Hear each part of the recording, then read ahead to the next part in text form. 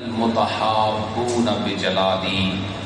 اور جو ہے میرے بھائیوں تھوڑا سا سمجھنا میری بات کو، حدیث پاک پڑھ رہا ہوں. این المتحابون بجلالی. اللہ فرمائے گا کہاں ہیں وہ لوگ جو میری ذات کی وجہ سے ایک دوسرے سے محبت کرتے تھے، میری رضا کے لیے، میری ذات کی نسبت کی وجہ سے ایک دوسرے سے محبت کرتے تھے. کہاں ہیں؟ کچھ بندے سامنے لائے جائیں گے.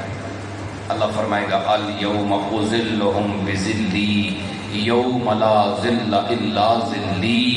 اے میرے بندو، آج میں تمہیں اپنی رحمتوں والا سایہ عطا فرمانے والا ہوں. ذرا اونچی ساری کہہ دیں سبحان اللہ. انعام کیا ہے؟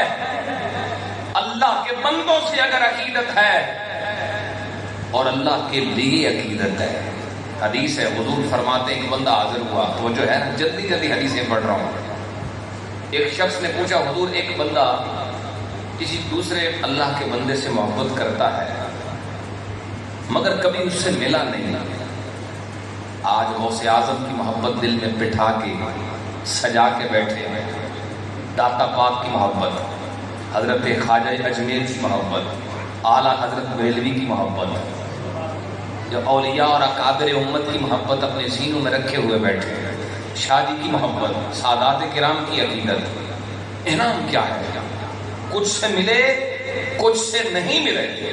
سوال کرنے والے نے سوال کیا حضور بتائیے کیا بنے گا اس محبت کا، کیا ملے گا اس محبت پر؟ محبت تو ہے مگر ملاقات نہیں. کریم فرماتے ہیں جو بندہ جس سے محبت کرتا ہے قیامت کے دن اس کے ساتھ ہی اٹھایا جائے گا.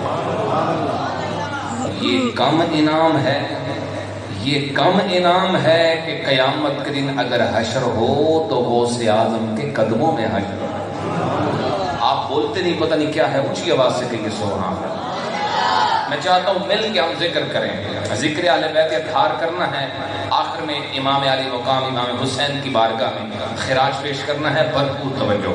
بحمد اللہ تعالی ہم اہل سنت و جماعت ہیں، اور یہ سادات کرام کے ڈیرے سے کی عقیدہ آپ کو مل رہا ہے بحمد اللہ تعالی.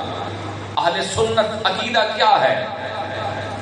بھائی جس چیز کو نسبت ہو مدینے والے سے، ہر وہ چیز جسے نسبت ہو سرکار کے قدموں سے، ہمیں ہر اس چیز سے محبت بھی ہے